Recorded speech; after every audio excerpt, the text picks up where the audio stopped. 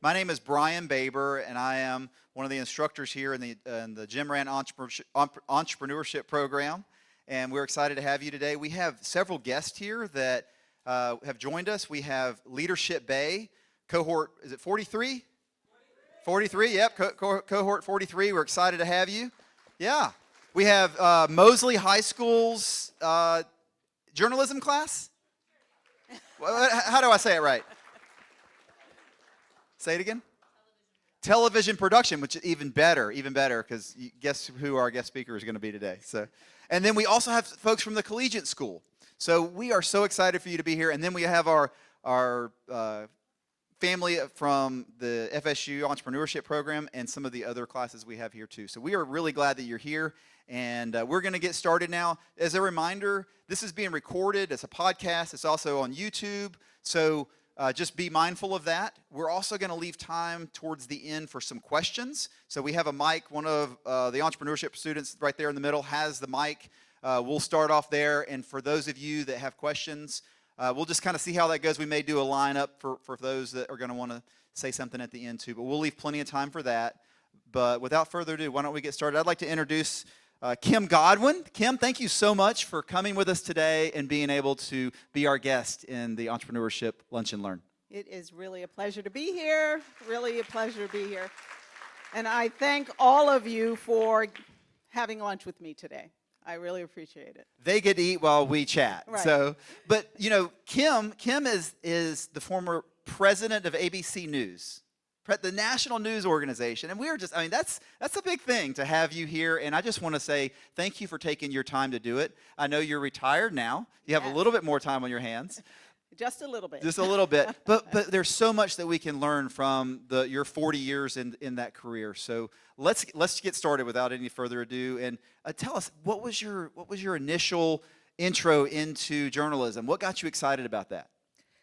Okay, so this is a life lesson, really, especially for young people who are trying to figure out, what do I do? What's really my gift? And how do I get there?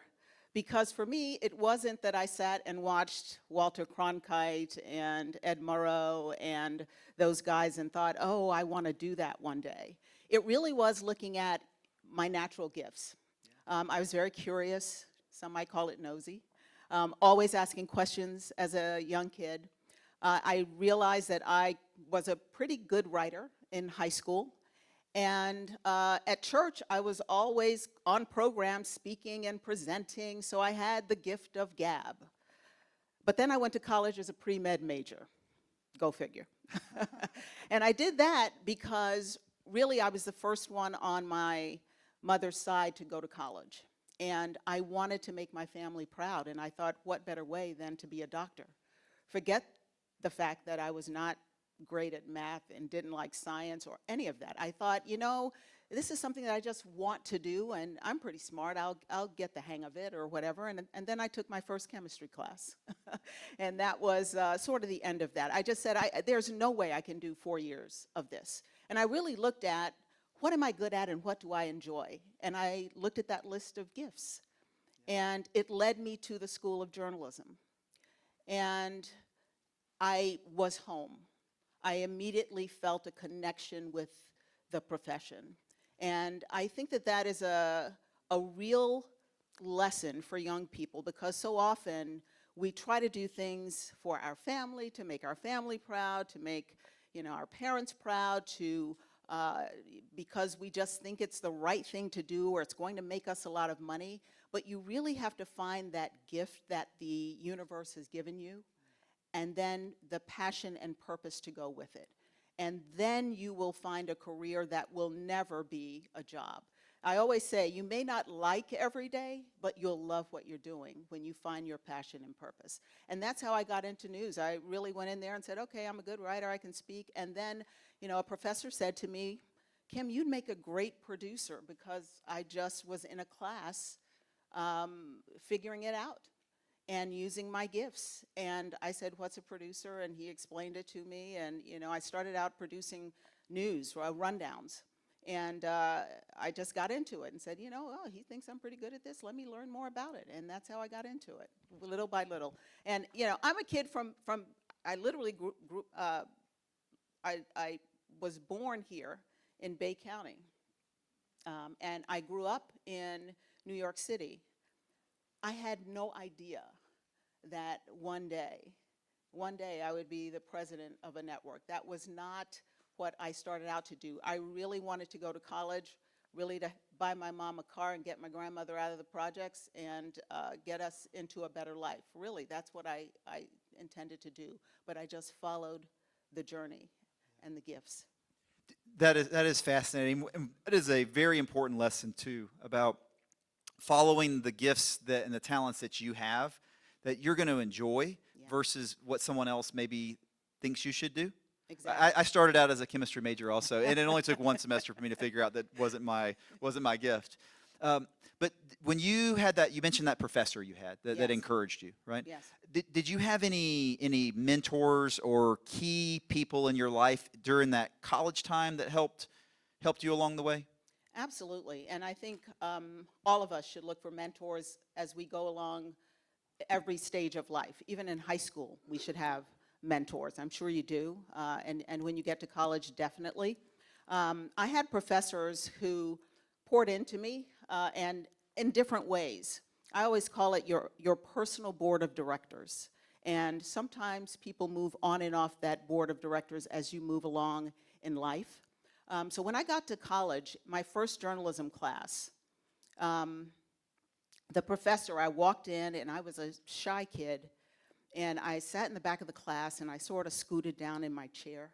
And it was sort of like, oh, it's a journalism class. I'm not quite sure what this is. I want to do well, but I'm sort of shy. So I sat in the back and sort of scooted down in my chair. That professor walked in. Her name was Professor Thelma Thurston Gorham.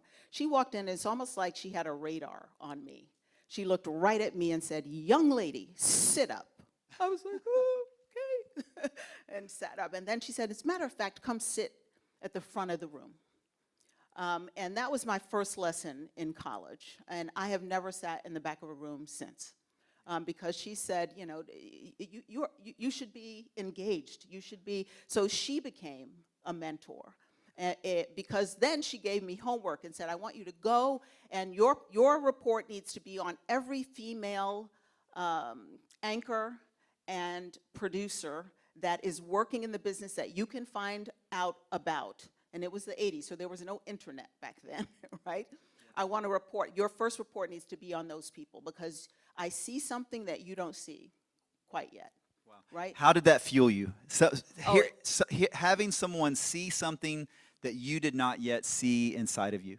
How many of us have seen that happen before? Where, it starts sometimes with your parents, right? But somebody says, you have or you can, or you should, and it fuels something deep down inside of you because sort of like, yeah, I'm in college, I want to do well, but this person who does not know me sees something. Okay, so that was the first person. And I will just be honest, she was a black woman, okay? The next person to fuel me, though, the one who said you'll make a good producer, was a white male who was a CBS radio guy.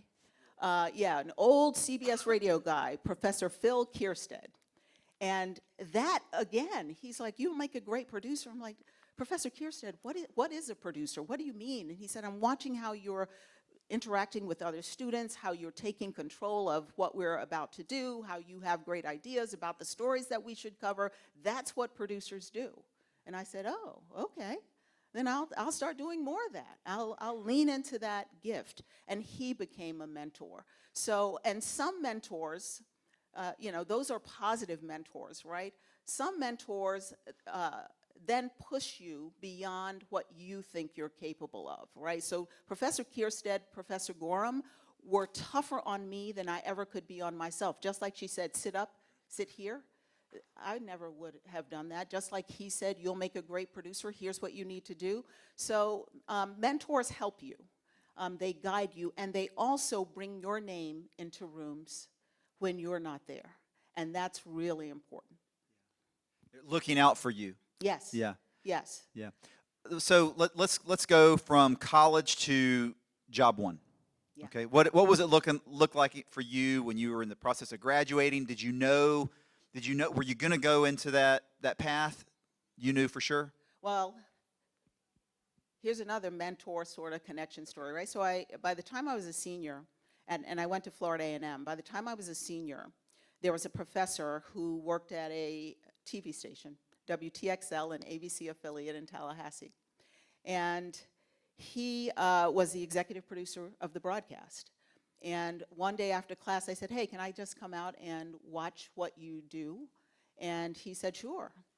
And I don't even know how I got out there, buses, whatever. I didn't have a car. It was way on the other side of town. I'd never been out there, but I got out there. And once I got in that TV station, I was like, oh, I am not leaving here until I know everything there is to know. I am not kidding. I went just about every day to that TV station and just volunteered time. I talked my way into everything. There was a producer there, and I said, hey, can you teach me what you're doing? And then eventually I got to, can I do it and you just watch it? And I really talked myself into that control room at ABC in Tallahassee as a senior. I learned how to edit. I was all over the place. Like, they were not getting rid of Kim Godwin when I got in there. We talk about having a college student ticket. Yeah. And when you're in college, you Yes. have this ticket that people want to help college students, right? Yes, and I love that, the Yeah. college student ticket. It absolutely was, because here I was, I didn't know any better that, Kim, you're not supposed to ask these people, they're busy. I just was all up in it, and I was not leaving there. That led to my first job. Here's how. When I graduated, about 2 weeks later, the news director, Tony Windsor was his name, called me, and by then we had the commencement. I was up in New York looking for a job, and he called and said, hey, Kim, Professor so-and-so just quit. You want his job? And I couldn't believe it. It's like, You what? had just graduated. Yeah, I just graduated. And he said, no, you were sitting there doing the job. I watched you for the last few months. You can do this job. And I was just like, sure, So my first job was executive producer at the ABC affiliate in Tallahassee. Wow. Have you ever thought back to what if you had not taken the initiative to try to learn every single thing there? Have you thought about that? How different your life path would have gone? Who knows, right? Who knows? I might have been sitting in New York in that newsroom, in my living room, trying to figure it out still, Yeah, I But just want to you have to applaud take that. advantage of every opportunity. You have to take advantage of every opportunity, especially when you know that it's something you want to do. And I was volunteering. Nobody was paying me a penny, and I didn't have a penny. Yeah. I was working 3 jobs. That was my third one. The first one was work study, so that's where I got a little bit of money. But the other 2 were volunteers. I was volunteering so I could learn. Yeah. It was the key. It was the ticket. Once I was in there, I was in there. Listen, there was gold in that, and I hope that you'll take that. Hope you guys will take that home with you today. Okay, let's go. You started out. You're an executive producer, right, in New York, and so what happens next? Executive producer in Tallahassee. In Tallahassee. Sorry. Not quite New York Not- yet. not yet. Yes, Okay. but headed that way. Yes. Yep. So I was in Tallahassee. I was there for about 2 years, just working my butt off, and behind the scenes. And here's again another bit of serendipity, I guess. There was a big story. There was something wrong with the voting machines on a voting day. I just remember that. And there were only about, 20 people who worked at the station. It was a very small station. And the Leon County election office was holding a news conference. And there was no one else at the station except me when this news broke. And the news director looked at me and said, Kim, well, sorry, you have to go. You have to go cover the story. There's no one else here. And so I was like, okay, it's been a while since I've been a reporter, but okay, I'll get out there. I know how to ask questions. I know how to, put a story together. So I went out there to that story, and I reported it, the lead story for that evening. So here I am on camera for the first time since graduating from college. And a news director from West Palm Beach was vacationing in Tallahassee in his hotel room, saw me on TV, and called me up the next day and said, hey, I want to talk to you about coming to be a reporter and producer in West Palm. Oh, wow. So that's how I got to my next job, and it was just one thing after the other. So if there's a lesson in anything, it's every opportunity that you're given, take advantage of it. Don't say no. I always ask young people, what is your job when they would come to work for me? And, they would say, oh, well, I was hired as I said, no, no, no, your job is whatever it takes. Because we're a team. Say that again, please. Whatever it takes. Whatever it takes. Whatever it takes, because we're a team and we do whatever it takes to be successful, to get the story, to tell the truth, to make our deadlines, whatever it takes, and we help each other to do that. So I live by that, whatever it takes.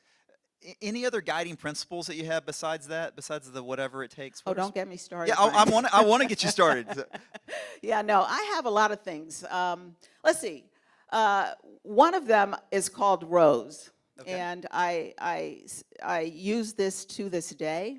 And I say, let me give you a rose, because it's an acronym that reminds me of what life is and how you have to show up every day. So R is for resilience, because we're all going to get knocked down. You're going to have an idea that doesn't work. You're going to try some things that don't work out the way you think they should. And so resilience is really something that you have to learn to have. You just have to get yourself up, and not only get up, but keep moving forward. So resilience. O is for optimism. So many people I know are pessimists, and it's just debilitating sometimes, Painful. right? Yeah. Yes, it's painful. Optimism is just saying that there has to be a better way. It's all good. Like we can make it work. If I bump into the wall over here, I'm just going to go over here. Optimism is just looking for the glass to be half full, as they say, instead of half empty. So I live by that principle. S is simple. It's a smile. It really changes things, right? My mom taught me this. A smile goes a long way. But just smiling at people really warms hearts. It can change the temperature in the room, can't it? It changes a lot of things. Get into an elevator. The next time you get into an elevator, just smile at people and watch how people just sort of squirm, smile back, don't quite know how to take it. But it really does warm up the room immediately. And it says something about you, and it says something to the person that you're engaging with. And E is really important. Excellence every day. Demand it of yourself. Demand the excellence of yourself every single day. You show up with excellence. And that one, to me, is almost the most important, because if you look at the way my career developed from being this kid just running around a newsroom asking people, it was about attaining excellence. I want to learn to do that. I want to be good at it, and I want to keep coming back. So a rose, resilience, optimism, a smile, and excellence every day. I'm so glad I asked that. I had a feeling that there was going to be these core values there that, boy, and that'll be easy for us to remember too. Thank you for that. We'll take that and put that in our pocket too. Great. The excellence though, but one of the things that made me think of is, had you not performed with excellence, you would not have been asked to do those next things either. You wouldn't have been asked. No. And sometimes you're not going to be great at everything. You're not. And I wasn't great at You're everything. striving for it. Yes, but you're always striving for it. You're showing up. You are volunteering. You are staying late. You're coming in early. When I was a producer, I used to sit at home. First of all, there's a saying that says you're only as good as your last show. Some of you may say you're only as good as your last game, those kinds of things. And I would sit at home every night thinking of what I was going to do the next day that would be so darn good that every producer in the station would have to copy it. Yeah. And sometimes it would be something as small as a graphic or a question that I was going to ask or a way I was going to approach a story, but that was what excellence was all about. You have to challenge yourself to be excellent. Absolutely. That's awesome. Let's go back into the storyline. So if I remember correctly, you went to West Palm. Yeah. And were you a producer at West Palm? In West Palm, I started out that gentleman, John Ray was his name. He made me I was a reporter on air, okay, 3 days a week, and I produced the weekend shows. So okay, my shift was split. And the young lady from Channel 20 from ABC here will understand that, right? We just do whatever. Do whatever it So, takes. yeah, whatever Yes. it takes. So I was a reporter 3 days a week, and then I produced on the weekends, and I eventually worked my way up. I was the morning anchor. I was part of the morning anchor team, and so I was the morning anchor with a team for a couple of years, and I also was the investigative reporter. It was called Contact 5 at the time. So in West Palm, as you might imagine, there are a lot of elderly people who get frankly ripped off by a lot of people down there, especially construction and people coming to say they're going to do the driveway or fix the roof or whatever and never show up, or take their money and never do what they're supposed to.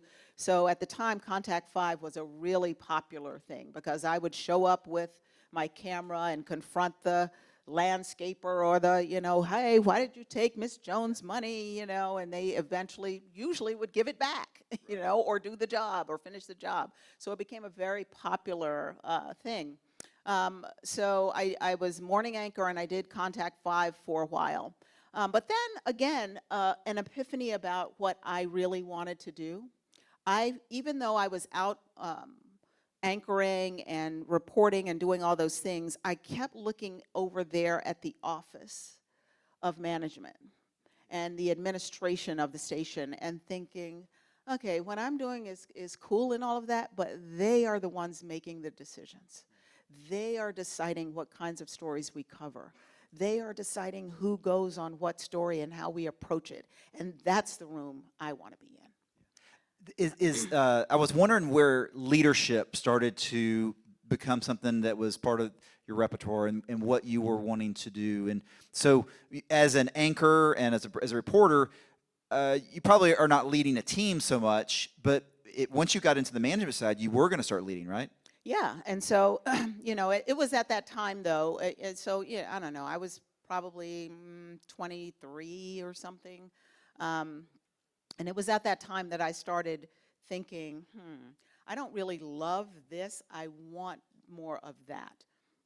And I was like, well, how am I going to do this? How am I going to get off the air and get into management? You can't do both successfully, especially if I'm going full steam ahead.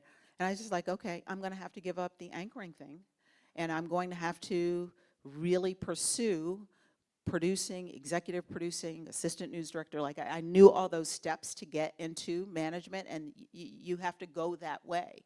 And so, crazy Was me it a again. step back? I mean, was it a step? No, but here's crazy me again. So I was anchoring the morning. I volunteered to produce the noon show. That was so that I could get a tape, so that I could get my next job that was fully just producing, no more on air. So for, I don't know, 7 or 8 months, I was working like a crazy person and sleeping in between. Really, that's all I had time to do. I would wake up in the morning. I was a morning anchor, so I'd get there 4, 5 o'clock in the morning. We went on at 6. I would produce the noon show. I literally would go home and take a nap for an hour and come back, and I was the Contact 5 reporter for the evening at 6 o'clock. And I would do that, I don't know, well, I did the morning show and the noon show 5 days a week. I did Contact 5 3 days a week. It was constant, but I knew what I was making that tape so that I could get behind the scenes. You had a vision for where you wanted to go. I had a vision for where I wanted to go. And so I started sending out my producing tape, just that. No anchoring, no reporting. And I got a bite in Pittsburgh. Okay. Pittsburgh, Pennsylvania. I was the 5:30 producer, and I was happy. Awesome, awesome. So tell us about that transition. How did you do that? And were you? I guess you had been in your mid-20s at this time. Okay. Yeah, I was in my mid-20s at the time. So I went from West Palm to Pittsburgh, producing the 5:30 newscast. I was like, okay, now I'm on my way on this new thing. It was a lot to learn.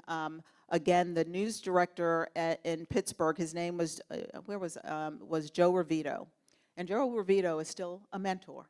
Really? Of mine, because he knew that I went into him and I said, I am here because I want to learn everything I can, because I want to be an executive producer. And he was like, Kim, you can absolutely do it. And I just worked hard,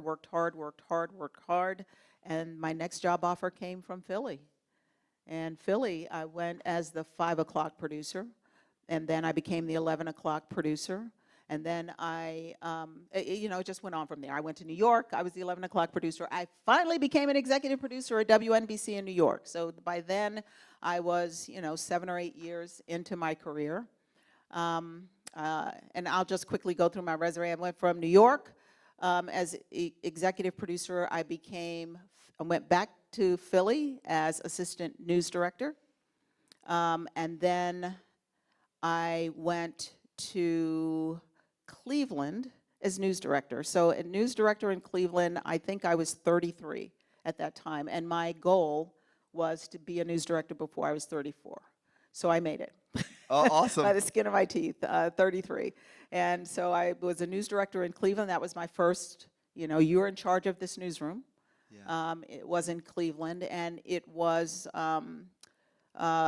just a great experience in so many ways. As you all might imagine, though, there were not many women in the room back then. What was that like? I mean, when you came into the room as a woman, and the men are primarily dominating that particular segment, right? Yeah. So how did you show them what you were able to do?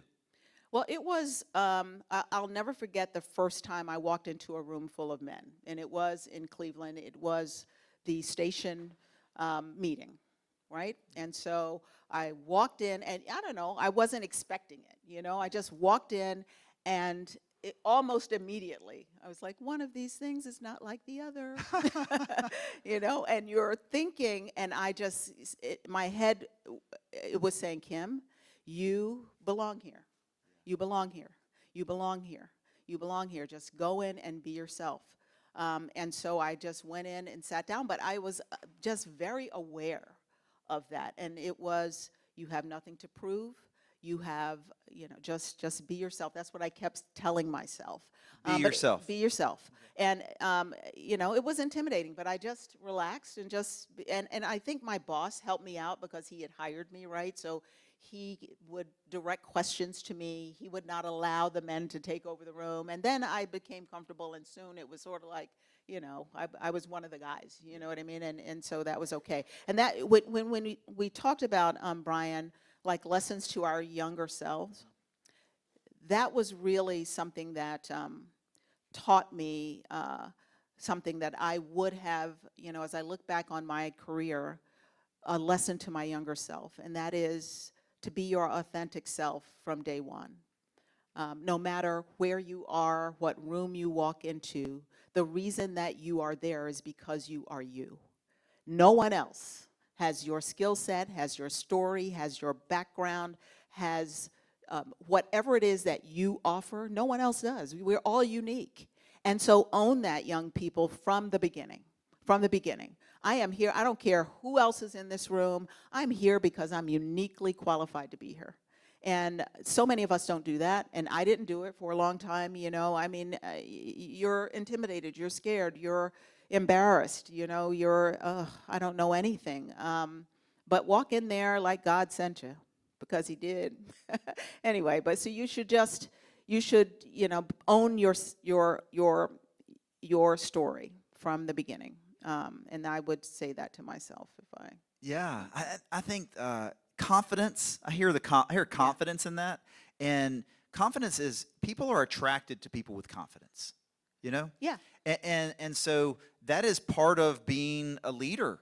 And I would imagine you're coming into your own leadership as you're doing that, and maybe not even aware of what's happening around you, that people are looking at you and saying, she came in here, maybe she was an outsider at first, but now she's not an outsider. And I want to be like that. Yeah, and all of us have the capability of doing that, right? Confidence also is not just, there is a difference, just so we can make sure. It's not being a jerk. It is not, pretending you know things that you don't know. Confidence requires that you show up as your authentic self with the skill sets that you have, but you have to be confident also in what you don't know. Excuse me, I'm sorry, I don't understand that. Can you explain it again? That's another thing that you have to learn to do, because so many times we sit there and we pretend, or we're like, I don't know what they're talking about. I learned to just ask. Because nobody else knows either. Right, just they're waiting for someone to ask, right? Right. And so be confident in that. I'm sorry, I don't understand what you're saying. Explain it better, or I don't get that, or I've never heard of that, or whatever, because there are a lot of things too that you will offer that they don't know. And so you just have to be comfortable with that. So this, what's going on outside of your business life at this time? So I guess you're in your early 30s here. Yes. Have you started a family or anything yet? Yes. Yes. Was that hard? I mean, you're very busy. You're moving. You're taking on leadership roles. You volunteer to get the next opportunity, Yes. right? So Yes. how was that, trying to also raise a family at the same time? I think a lot of people, that's probably one of the first questions many young people ask. How can you do? How did you do? All right, so I have my daughter here, my son-in-law here, my husband's here, my mom's here, my bestie's here. I think I have a cousin here. Tony, are you here? I thought he was here. I have a bunch of people from my family here, all right? And so family is so important. But when I was in my 20s, I got married in my late 20s. I have 2 daughters. That marriage didn't work out. I became a single mom most of my career. And then I got married 8 years ago to this fantastic man over here. But you know, the in-between time with the girls, I don't regret anything, any part of my life.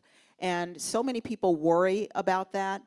And I always say that you know where you are supposed to be. As a mom, as a parent, you just figure it out. And some days you are going to be, you know, all about the kids need you, and you know where you need to be. You have to be at the play. You have to be at the spelling bee. You have to be at the recital. You have to be at the, you know, whatever. You know you have to be there. And so you are. And work has to wait. And then there are times when big stories are happening at work and things are going on, and you know you have to be at work. And so you do that. And I found that kids are resilient too.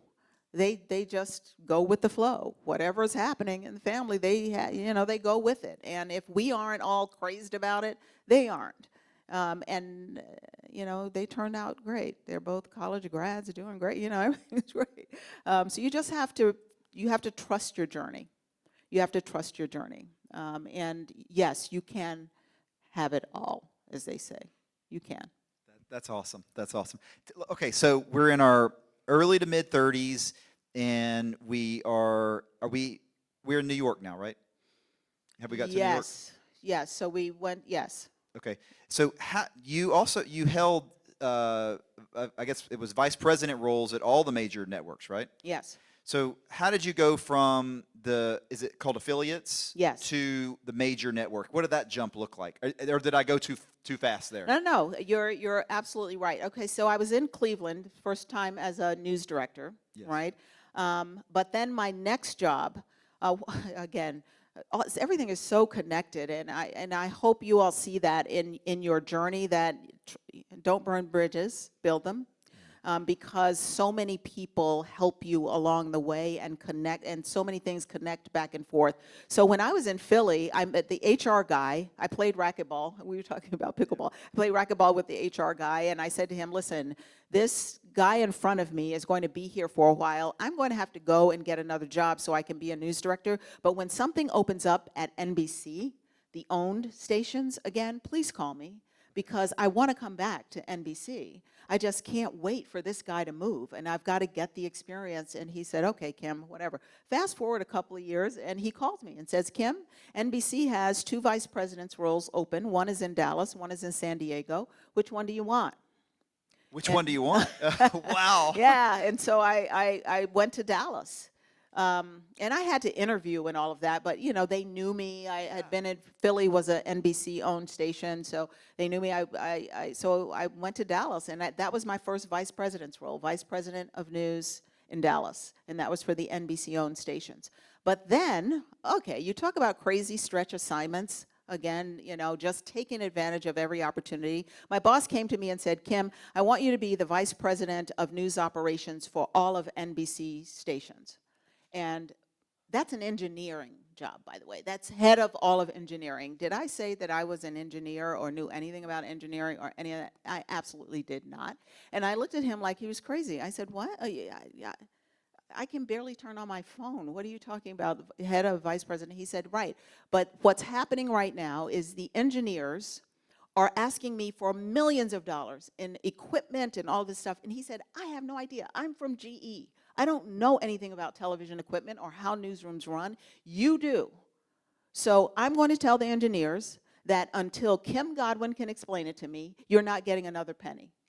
Okay. And I was like, okay, you want to do it, I'll do it. I'm all for it. Let's go do it. But that was an interesting first meeting, guys, to sit there with the engineers. They're all looking at me like, oh, yeah. She has no idea, right? And I'm sitting looking at them like, yeah, no, I don't have any idea. But I have the boss's ear. So get talking. What are we talking about? And I just, again, began asking a lot of questions. I did know how newsrooms run.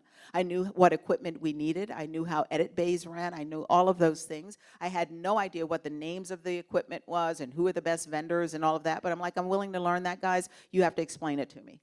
And so that's the way we started. I picked a guy from the back of the room, a young kid who was like an apprentice, and I said, sit right here. And everything that I didn't understand, I would say to him, what does that mean? What does that mean?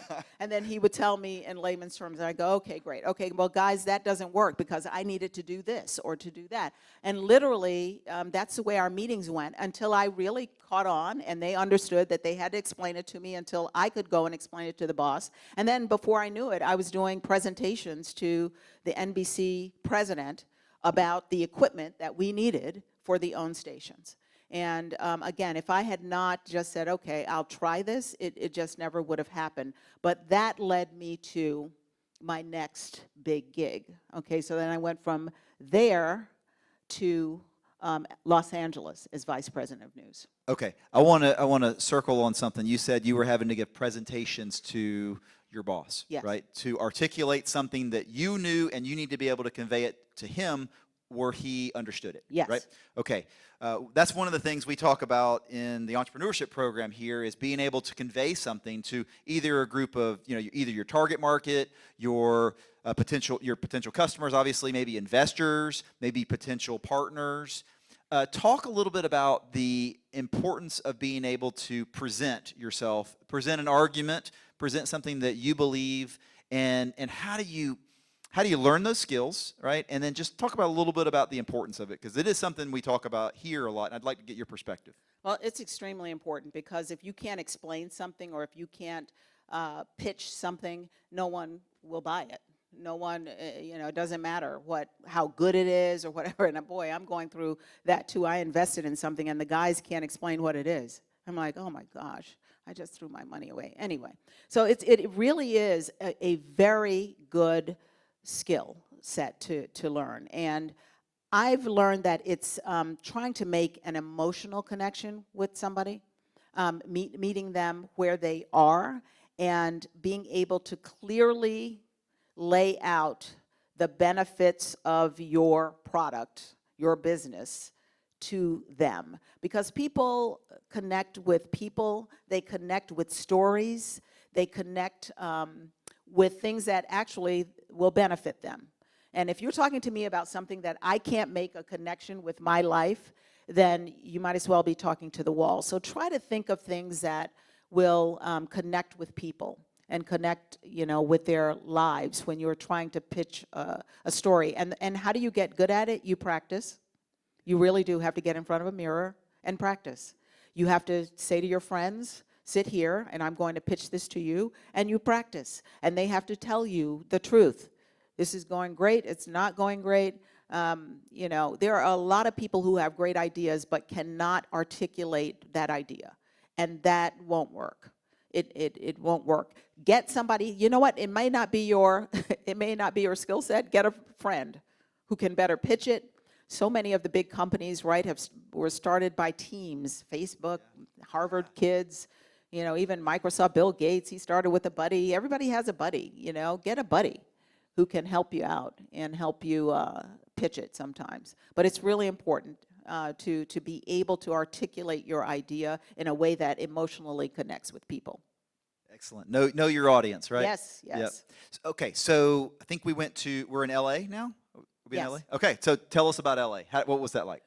Oh, that was great. LA, I was at KNBC as vice president of news, a very different market. You know, car chases are their thing. And I was like, what is this? We're on for hours just chasing people through the streets. And, you know, it gets the biggest audience ever. So that was really a big learning experience for me. But LA was great. I mean, you know, it's the West Coast. I'm from the East Coast, so you know, you get to learn a new community. You're part of the Hollywood set. You know, all of those things. It's all connected together. So I would say my biggest lesson, though, from LA, and this is something that I learned along the way as well, is just you have to, as you're going through corporate America, you bring certain things to the table, but you also have to appreciate where you are and where other people are, right? So if I'm pitching an idea here in Panama City, I may not always take the New York approach, right? Because the common denominators are not the same. Again, it's making the emotional connection with people and meeting them where they are. So you have to take the initiative to find out about your audience, to find out about, you know, your place and their needs and that kind of thing. And so, you know, that's the same thing I had to do in LA, leading a newsroom in a place where you didn't grow up and know nothing about. You have to do your homework and you have to ask a lot of questions. So. Excellent, excellent. So, okay, from LA, what's the next stop? From LA, I went back to New York as the acting news director of WCBS in New York. So I went from LA, oh no, there was a stop in the middle. I went from LA to back to Florida A&M to help them open a new journalism school.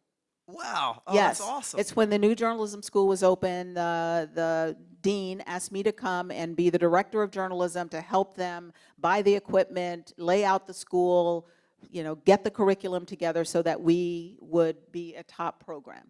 And so I did that. I went from LA to doing that, and it afforded me, so my girls at the time were really young. I think Kirsten was in 1st or 2nd grade. We came back here. They went to Holy Nativity for a while and then to Bay Haven for a while I was here. But I was driving over to Tallahassee to FAMU to start, you know, help with this journalism program. I needed it at that time. My girls were young. I wanted to be home more and you know, be available to them more. And I needed a pause. I had been going just strong for 20 years by that time. Yeah. And just, you know, one job after the other, and this job just seemed to be like, I get to go and just build a journalism program and talk to journalism students, and that's my job. I couldn't wait to do that, and it was so much fun. It was great, and that's what I did. I did that for about 2 years. The school got built. We cut the ribbon. Everything was great, and I was like, oh no, I got to get out of here. Like, you know, yeah. I still have some you know, big newsroom in me. Yeah. And I called a friend and said, hey, I need a job, and that's how I got to WCBS in New York. Oh, wow. Now, was there any concern that you had that you were about to, I mean, that's a pretty hard right, yes. right? That was going to be a dead end? Was there any concern about that at all? Not really. Like, of course, like in the back of your mind, you're like, boy, I hope this works out. But I've learned, I really do believe in trusting your journey. Okay. And not looking backwards. You make the best decision that you can make. You think about it, like I thought about it. Okay, I'm going to have a job. I'll be able to feed my kids. You know, all those things.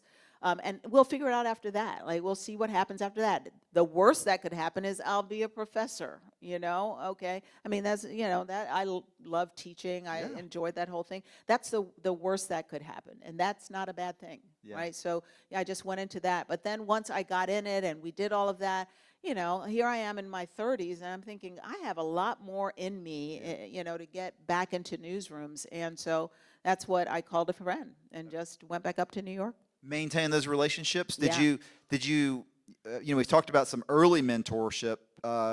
Any mentors stick out in that time frame? Oh, there were all kinds of mentors that the dean of the School of Journalism at the time. Yeah. When I was in school, he was the director, so he offered me the job that he had when I was a student at Yeah. FAMU, and now he was the dean. So there we go. So There's you had a another huge fan relationship. right out of the Yes, gate. Yeah. Yes. Yeah. Another relationship there. He's And like, I so- saw that in you, Yes, right? yes, Yeah. yes. And then, so now he's the dean, and I was able to do that. And he also understood when I said, I got to get out, I still have to get I wanna go. back in. I got to go. Okay, I so I'm gotta go. heading to Right. New York. Yes, So yes. we leave Tallahassee. We're headed to New York. Yeah. Tell us what happens next. Yeah, so I go to New York, and I was the acting, well, I came as the number 2 in the newsroom because that was a job she had open. And then, whatever happened, she left, and I became the acting boss. And this is one of those times, too, when we talk about disappointments. I was talking to one of my younger cousins about this recently as well. But big disappointments happen too. And, when I talk about the resilience, and it's because I've lived it. So I was at WCBS in New York, acting news director. The boss promised me, you will be the next news director. Don't worry about it. Keep doing a great job. You're doing a great job. You're going to be the next news director. Now, at the time, that was a big deal to be at the #1 market, #1 station as the news director. I just was like, oh my gosh, I just have to keep working hard. He said the job is mine. I worked my butt off.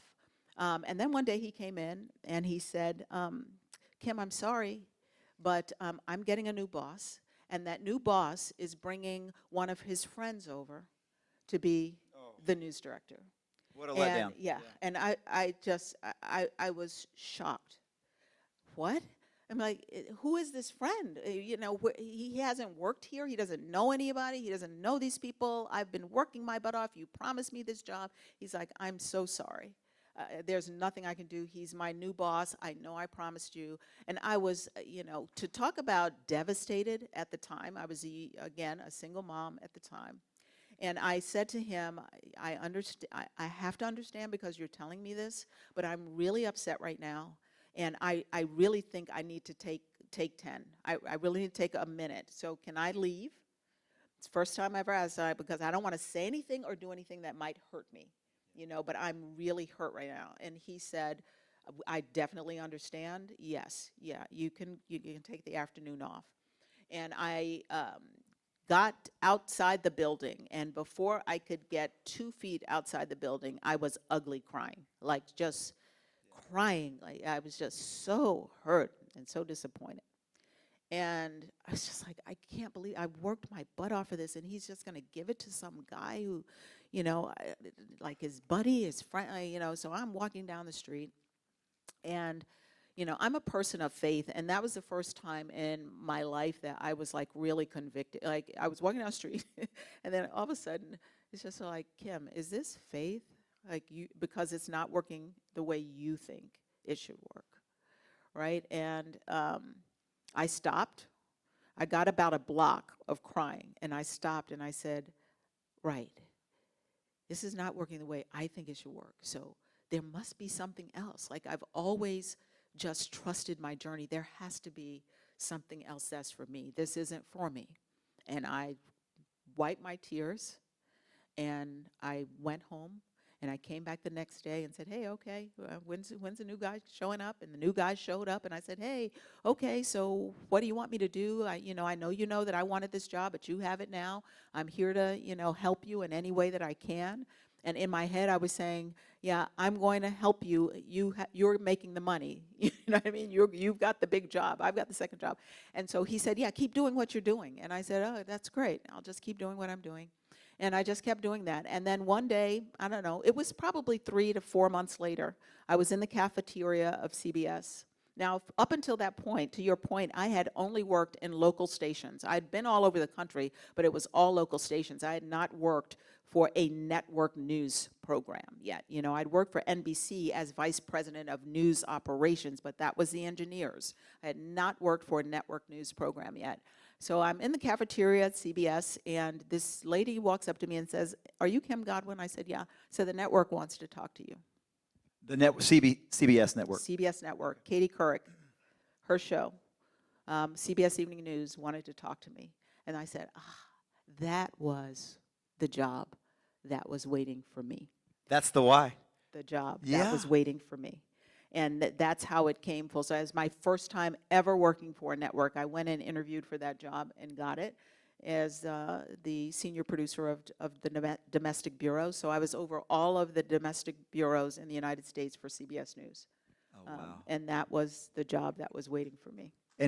And had you had that other job, that wouldn't have been available to you. Yeah, no. Isn't that That's awesome? why I say, yes, like, that's trust, a reason to clap. That is yeah, awesome. Trust your journey. Trust it. I had no idea. And a lot of times you will have no idea.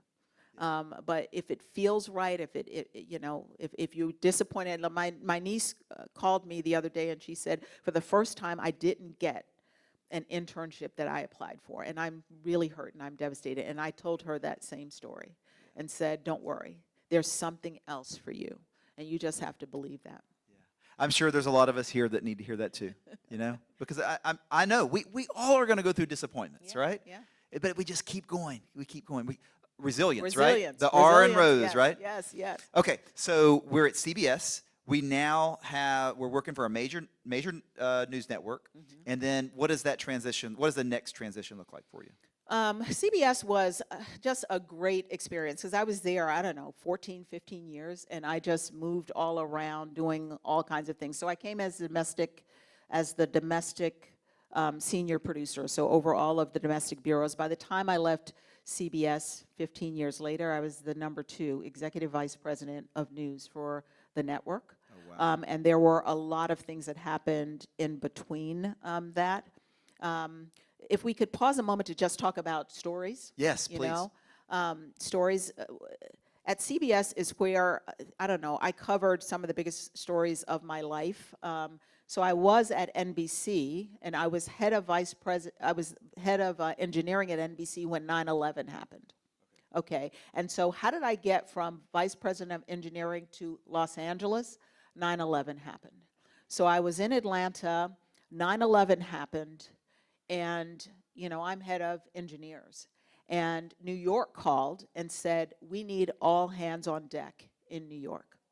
The towers just fell. We need people who can put news on. And I know you're head of engineering, but you know how to do news. So we need you. And literally, I was living in Atlanta. I went to the airport, rented a car because all the planes were not flying, and drove to New York by myself. My mom was like, "Oh, don't go." I was like, "Mom's biggest story ever." And so I drove to New York by myself from Atlanta, and I was in a control room again for 3 or 4 days straight. Like literally slept on the floor. We were just taking turns as this happened. And that's how somebody else came and said, "Kim, you belong here, back with us in news. Forget those engineers." And that's how I got the job in LA. All right, so then I'm back in New York now, and one of the biggest stories that still sits with me, of course, is one of the stories that you all will remember. It was a shocking story for all of the country, was Sandy Hook. Yeah. The kids who were murdered in the classroom. It happened just a regular day. I'll never forget, I had on black high heel boots because I just wore black high heel boots to work that day. And I was sitting there, and by then, the network had transitioned from Katie Couric to Scott Pelley. And Scott Pelley was sitting across from me, and we were sitting there, and we were listening, and, it was sort of a shooting out of school. So, our ears perk up, and it's like, there may be a couple of kids injured. We sit up a little straighter. And then it was, there may be a couple of kids dead. So then we look at each other and we say, okay, we need to start going. We need to go. And so we get in a car. By then I was Scott's main producer, field producer for the show, that kind of thing. So we get in a car and we start driving toward Connecticut, which is about 2 hours from New York. And we get, as we're going and we're listening, it's getting worse and worse. But by the time we got halfway there, they said 8 kids dead. And we are like, oh my gosh, what is happening? Like at the time, we didn't know anything except that. We're in the car, and we get about a mile or so outside of town. And the traffic just stops. And we're looking at each other, and we're sitting there, and minutes are ticking away. And I look at Scott, and I say, I'm sorry, I got to go. I'm going in. I'm going into town. I'll see you when you get there. And he's like, what do you mean you got to go? I open the car door, and the reason I remember I had on high heel boots is because I started running into town. And one of the stories that I told when Scott left Evening News was this story, because I turned around and Scott was right behind me. And so we ran the last mile or so into town to figure out what was going on. And when I got there, as a producer, at the time, I was the senior broadcast producer for Evening News. And I got there, and we were in the wrong place. I got there, and all of our crews had set up in a park that was about a half mile from the school. And, it was a nice park, and they had plenty of room and all of that. But I got there, and I was like, why are we at the park? The story is over there at the school. And they were like, oh, right, Kim, but our trucks and our this and our that. And I was like, are you guys kidding me? No, we have to get to the actual scene of the story. And they're like, but we're not going to make it. And I said, start packing this stuff up right now. And I don't care if we get one camera there. That's what we're going on the air with. I'm not having Scott stand in this park. And so they looked at me with big eyes. They said, if we don't make Evening News, it's going to be on you. I called the executive producer. I said, listen, trust me. Just trust me. We're going to make it. Just don't ask any questions for the next hour. Because by then, we were like an hour and a half from broadcast time. And so I started running into town. And there were a row of houses in front of the school. And I went and knocked on every door of every house until I got to a house where they would allow us to be on their lawn. And they said, sure. And I said, can I borrow your welcome mat? And she said, sure. And I literally took the welcome mat. I looked at the school, and I dropped the welcome mat on her lawn, and that was our set for that night. And we got there, and, our trucks came in, and everybody was running, but we made air. We had about, 30 or 40 people on the ground at the time, 60 minutes, but everybody works for the next broadcast up. So I wasn't concerned about our content. I was just more concerned about where we were going to be and what it would look like. So if you go back and you look at Scott Pelley on the night that happened, he's standing on a welcome mat on somebody's lawn, looking at the school, but it was a perfect shot.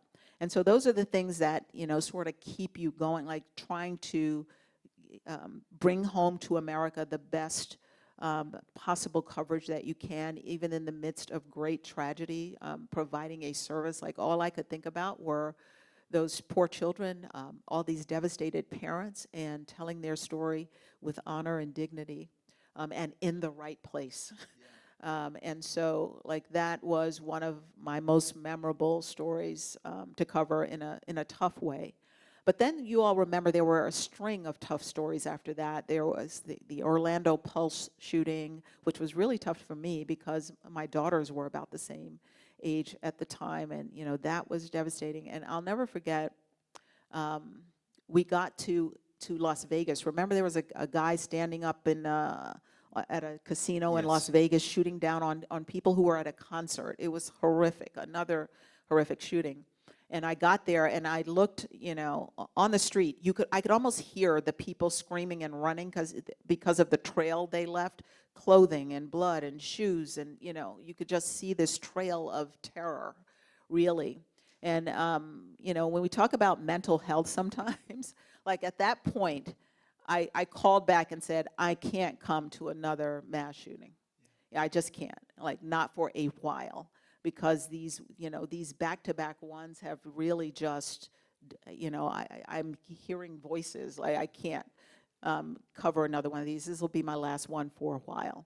I can only imagine how hard that is. I took a time out from covering those things after that. But yeah, That was a tough moment, but they were important stories to tell, and tough stories to tell at the same time. Yeah, I mean it's sobering to relive that and think about, we all will remember where we were at certain times in life, right? Yeah. And oftentimes it was the news that brought us the information that was really when the clock stops and we just time stands still for a moment. But the way news reporters are able to bring it to us in a human way. Yeah. Right. Yeah, So. Scott was great at that. I mean, it was real reporting. I mean, it was tough, but we would get to these scenes and just sort of, people want to talk about, a lot of times they do want to share, what's going on and what happened, or news about their loved ones or whatever. You have to be very careful, obviously, and just allow them to lead you wherever it is. And sometimes it's just get away from me, and you have to understand that too. So we would definitely respect that as well. So those were the tough things. But then there was Scott, and then after Scott came Nora O'Donnell, and so I was there for Nora, and by Nora I was the executive vice president. So I was the number 2 at the network then, and I also, because no one else was available, it's just one of those crazy things, I became the executive producer of CBS Evening News. So I launched Nora O'Donnell as the executive producer of the program. I was actually doing that and being the EVP, so that was great. You just so happened to be there. Just so happened to be there. Yeah. Just so I really am so grateful for my career. Yes. I would not trade it for anything. Like all the ups, downs, sideways, it was just such a blessing, and I would take it all again today. And so, I launched that, and then before long, how did I get to ABC? CBS offered me the presidency, but they offered it to me. They were going to a new model, which they eventually did go to, a new model of co-president with another person who was like a technical person or whatever. And I was looking at it like, oh, what? Because it's my turn, all of a sudden we're changing the rules. It's a co-president thing? No, I don't want a co-presidency. I know how to have someone come sit next to me. Right. So I was like, no, I don't want this co-president thing. And, but they put the contract in front of me. Somebody called from ABC and just said, hey, we'd like to talk to you about ABC. And I was like, well, I don't know anybody from ABC. There's just no way. My husband was the one actually who said, you're going to get that job. And I was like, you're crazy. I don't know anybody. It's not going to happen. But then, fast forward, kept doing the interviews, kept going. Like about the 3rd or 4th interview, I was like, oh, I might get this job. I better sit up a little straighter and, do a little more homework. This was during COVID. Yeah. So it was a tough time. Anyway, so then I had 2 offers in front of me, and ABC obviously was the #1 network in the country. Yeah. I'm going with the #1 network in the country, which was a full presidency, no anything and all of that. And so I did it, and it was, it was just such a tremendous blessing. I'll never forget, the guy who was interviewing me called me about, no kidding, it was almost 10 o'clock at night. And he called, and I, had on like a bonnet and my pajamas, and I was turning the iPad, this way, hello. He video called you? Yeah, he video called me. I'm like, hello, and he's like, Kim? I'm like, yes, but it's 10 o'clock at night. Did you mean to call me on video? Did you mean to Zoom? And he's like, yeah, no, I need to talk to you. I said, okay, you have to give me 5 minutes. Yeah. I can't. And so he's like, okay. I'll call you back in 5 minutes. So here's me. Yeah. I go in my office, and so he called back, and that was his, he said, I'm calling you to offer you the job as ABC News president. And wow. Yeah, it was amazing. That is, you can clap for that. That's awesome. Yeah. It was worth a 10 o'clock p.m. call, right? Yeah. Oh, wow. That is so cool. So there was a lot of hugging and jumping around. So then you're under the Disney umbrella then, right? Yes. Yeah. So let's see. Who did you report? You report to Bob Iger? No, I reported to a guy named Peter who eventually left the company, but Bob was the next person. Okay. But I interviewed with Bob Iger Okay. several times. Yeah. And at the time, there was another Bob, too, whose name is escaping me, who was like Bob was trying to hand the Yes. baton off. And I interviewed with him. Like, it was a tough interview process. And so I had interviewed with all of those guys several times, and so it was really just a good gig. That is awesome. We're over. We're at. Oh, 110. I want to leave time for some Yes. questions. Yes, Okay. yes. But I have one more question for you though. Okay. So your time as you've risen to the top, right? Any like looking back on that, any life lessons that you're like, I just wish I could have told my 20-year-old self this is what it was going to be like. Yeah, I think I tried to weave some of that in, but really it is, be authentic and show up as yourself. Follow every opportunity that is presented in front of you. Trust your journey, and do your best. Excellence every single day. It pays off. And that's something that only you need to know. Yeah. What excellence looks like. Yeah. You don't have to go around saying, I'm going to be excellent every day. Do it. Yeah. You know, When did you develop the ROSE acronym? I did that at ABC. At ABC? Actually, when I started thinking about, I was asked to speak a lot, and Yeah. I started thinking about how could I put that in a nutshell that would sort of encapsulate all the things that I've learned, and it just so happened to spell Love it. ROSE, and I was like, oh, this works. Resilience, optimism, a smile, and excellence. Every We'll always day. remember that. Oh, great. We'll always great. remember that. Okay, I want to give time for some questions. Okay, so who has the mic? Is it on? Yes. Okay, go for it. So I was wondering if you were ever forced into or ran into any ethical dilemmas and how you dealt with that. Ooh, just about every, I don't want to say it's a dilemma, but every story that you approach, you really do have to look at all sides and try to figure out the best way to approach stories. And, for me, truth. That's what true journalism is. These days, we have all kinds of offshoots of that, which there is room for it all. But you just have to be aware of what you're watching, listening to, and what the rules are, right? So blogs and vlogs are just anybody just saying whatever they want, and some of the opinions are great, and some of them are not so great, but you have to be sort of a critical thinker in the process. But ethical dilemmas, they happen so often. I'm just trying to think if there was one that really stood out to me. There isn't one that really comes to mind in terms of something that really made a big difference. If I think of one before I finish, I'll let you know. Okay, thank you. Thanks. Next question. I'm curious, what is a time you had to think like an entrepreneur in a corporate or newsroom? Every day. Seriously, every day. When you think about courage, creativity, consistency, all of those things that entrepreneurs have to think about, I think it starts with you. Every single day you have to think like that, What are we doing? Why are we doing it? How are we doing it? How are we going to be fair to all parties? What voices do we need in this story? What is missing from this story? And you have to challenge your own, your own thoughts, right? So even as an entrepreneur, you're thinking, I think this is great, and here's why, or whatever, right? But you need somebody to poke holes in that. And so part of being in a newsroom, part of being an entrepreneur is having people who will poke holes in things that you think are true, should be this way, is the way to go with a product or a service. Have somebody poke holes in that.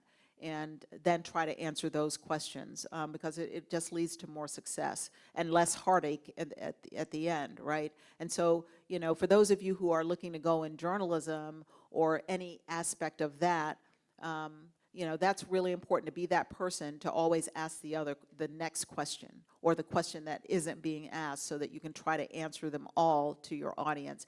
And the whole idea is to give truth so that the audience can make their own decisions, not you try to make the decision for them. That's great advice. Great advice. Next question. Hi, you talk a lot about taking every opportunity that's given to you, and clearly you ended up where God wanted you to end up. But could you maybe reflect on, was there ever an opportunity early on that you didn't take and wish that you had? That's a really, really, that's a really, really good question. I've learned to, and I really do live by this, to just make the best decision that you can, and then not look back, right? So yeah, there probably were things that I was like, oh man, maybe if I hadn't, I don't know, what if I stayed in West Palm longer as the anchor of the morning show? And, you know, the Contact 5, did I leave that too soon? Maybe, you know, maybe I was meant to be the next, you know, whoever on the air, right? Maybe I could have been the next Katie Couric. I'm just making that up, but you know what I mean? Maybe I could have done that if I had just been more patient. But no, I really do try to think forward. Now, I don't think that we should, and you should, make foolish decisions, but you have to make the best possible decision that you can at the time, and then just own it. I just own it, you know, and just, you know, maybe if I didn't go to WCBS and that guy didn't get the job, you know, all of those things, you can always woulda, shoulda, coulda, maybe. But then I look at how things turned out, and it's like, this is the way it was supposed to be, and it's been fine. So I would say just try to trust it. Do the best you can to make a good decision, and then just trust it. Thank you. Good, thank you. Next question, please. We have one right over here.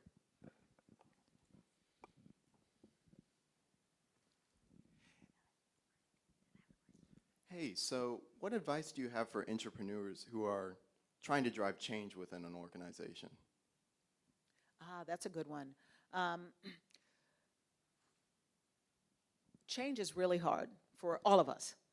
We are used to things going one way, and that was one of my biggest lessons. And I learned that you have to actually meet people where they are, explain to them the change and why, and get your change agents on board, right, to help you to move it through the organization. So a lot of times as a leader, you try to say, I want us to do this. You need other people in the organization talking when you're not there, saying, I think that's a good idea. And so you might start by getting a small group of change agents and getting them to buy into the idea and helping you to spread the word. Because people talk when you're not there, right? People talk, and if people are going, that's not a good idea, I don't know why we want to do this, as opposed to having people who are like, you know what, I think we should give it a chance. I think we should. So I would say try to get a group of change agents that also help you drive change within, you know, your organization, or drive change within a sector. You know, if your business is going to change something, you know, make sure you have a clear, a very clear message about why that change will help. Good. That's great advice too. And I hear some of the language you were using there. It's almost like that mentor also helps Yes. push the ball forward for you when you're not in that room Yes. too. You know. What other questions? I saw a hand up right over here. Okay. They got me and then him. I'll tell you what we can do. Those that have questions, if we can move to that side of the room, and then we can just kind of line up, and that way we make sure we have time for all of them, okay? So if anyone over here has questions, please move over to this side. Okay, thank you. Go ahead. Yeah, hi. You mentioned mental health. What good advice do you have for self-care for a lot of these, especially these younger students here who are going to experience trauma eventually in their job, you know, and in the workforce, especially in journalism, it's excessive. Maybe some in business, but what advice would you have for them? Here's another one of my little tricks, because you're absolutely right. We're all going to experience not only disappointment, but life is just a lot, especially these days. It's just a lot going on. So I do something called 20-20-20. It's another one of my little things. And every day, 20 minutes when I wake up, I sit in quiet. I meditate, I look at a cloud, I look out the window, I do nothing, I read, something spiritual if I want, I pray, I am quiet. So I just sit and just relax for 20 minutes. Then I spend 20 minutes learning something new.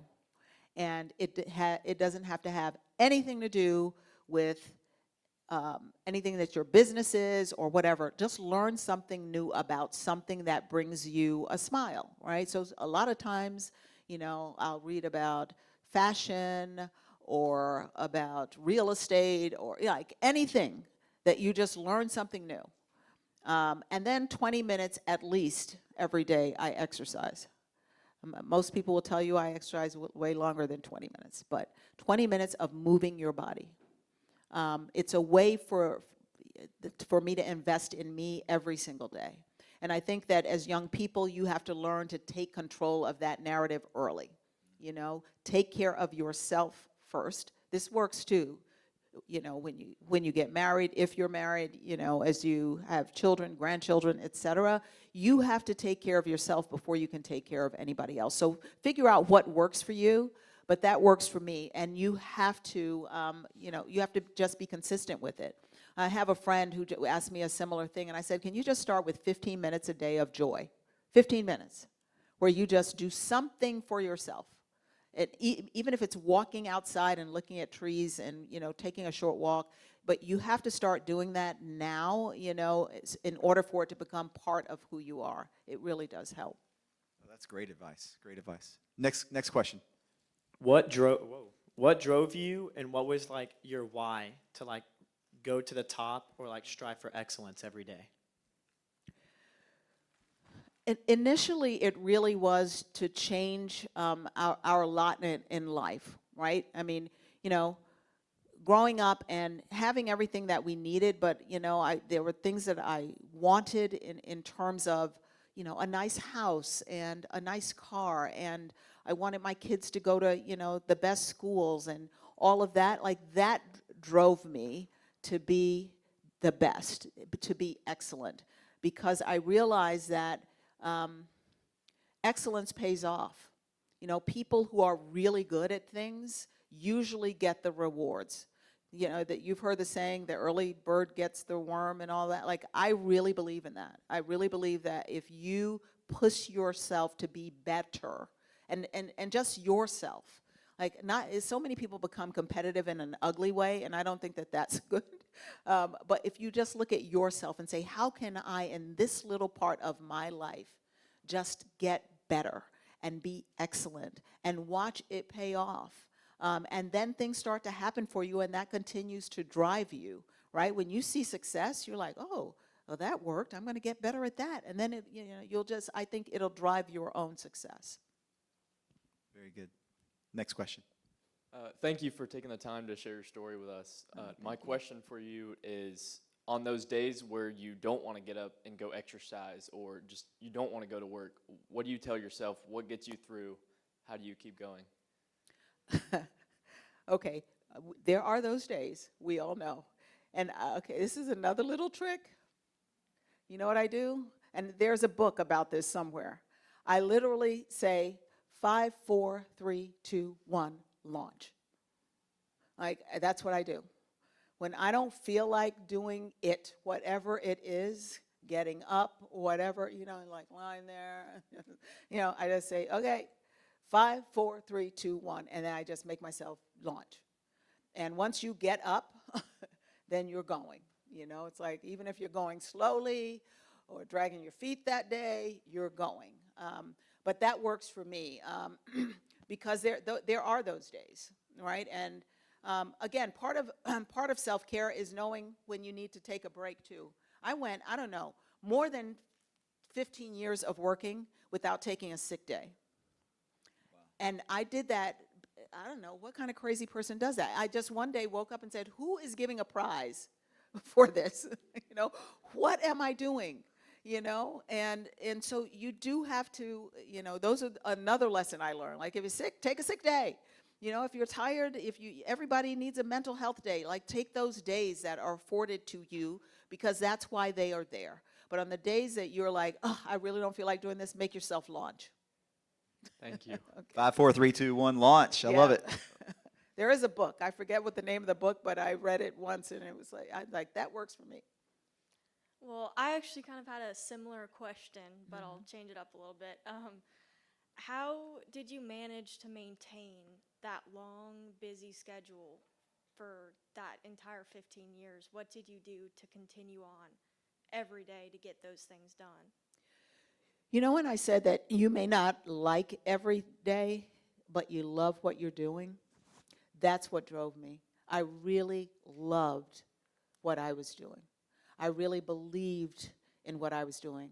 I believe that a free press, journalism, is a cornerstone of democracy. And so I believed what I was doing was important every day, and I just loved it. And so when you find whatever that is for you, that's what keeps you going. Is, people say, oh, you feel like you never worked a day in your life. Well, I feel like I worked a lot of days, but I loved most of it. And I wouldn't trade it in for anything. And it was because I was where I was supposed to be, doing what I loved. And so you find that, and it helps you get through, those tough days. And as an entrepreneur,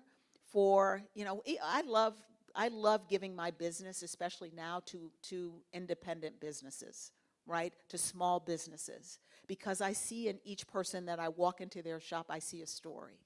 I see the appreciation for my business. I see a connection to my community. I see a person who is raising a family in our community. I see all of that when I see an entrepreneur and a small business. So now I'm in the position that I can do it. My husband even knows I don't even like to go to chain restaurants if I can help it, because I like the fact that there are people in our community who are cooking for the community and having a business for that, and tailors in our community and dry cleaners in our community.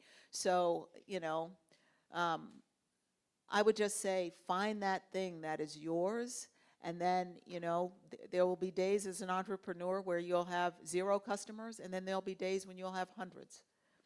And, take them all as part of your story. Thank you. You should just start an advice line for yourself. Thanks. I am writing a book. 2.0. Wait a minute. I am writing a book, so you all watch for that. Oh, watch for yes, that. yes, I am we'll writing a definitely book get the word out. for next year. Hopefully it comes out, but I'll let you know. Hi. So hearing your story, it's clear that you've moved between a lot of different companies, and I was wondering if you ever felt like you were abandoning a group of people, or if you were abandoning that company, if you had some sort of loyalty like them, or like, how did you manage that? Oh, yeah, I went through that too. And this is a tough one, okay, and so I hope people take this the right way, right? But you are responsible for you and your career. And companies and bosses come and go.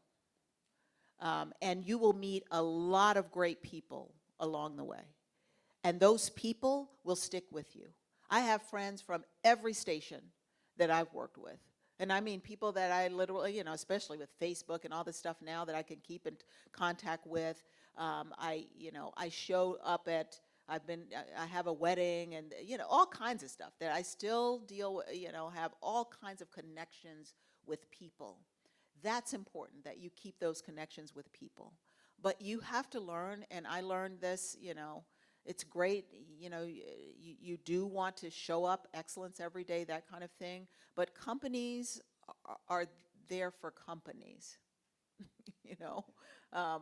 and the networks are there for they're Kim's gone and they're still going, right? And so you get the best that you can get while you're there.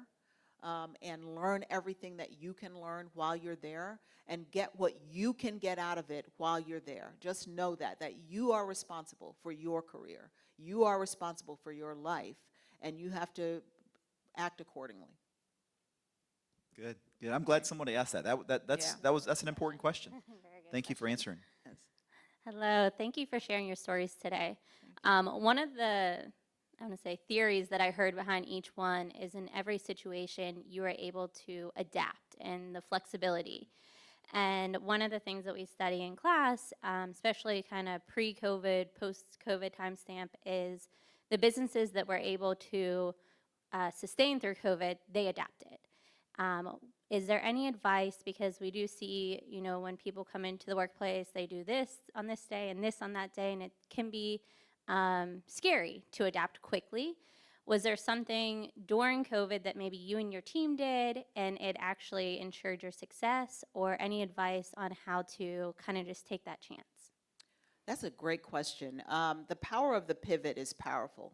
The power of the pivot, you know, you have to, when you talk about businesses that survived, it's because of that. And that includes news stations, by the way. COVID started at CBS. Remember, there was a party there was a 60 Minutes party. You all go back. There was a 60 Minutes party. And I forget what they were celebrating, but half the people that went to that party came down with this mysterious cough, you know, fever, this whole thing, and they went and got tested, and that's when it started. Like, whoa, this is contagious, you know, this thing. And they came over, the health department of New York came over and shut us down like 2 hours before a broadcast. Just said, everybody, you all have to shut down, you know, because the people coming out of this building or coming out of here are the ones that are out, you know, we need to stop wherever you all are going and just stop. And we had a broadcast in 2 hours. And so the power of the pivot then, literally, we went to a hotel room. We left people who could, you know, work some of the equipment, but we went to a hotel room and sort of started, you know, doing the show from a hotel room.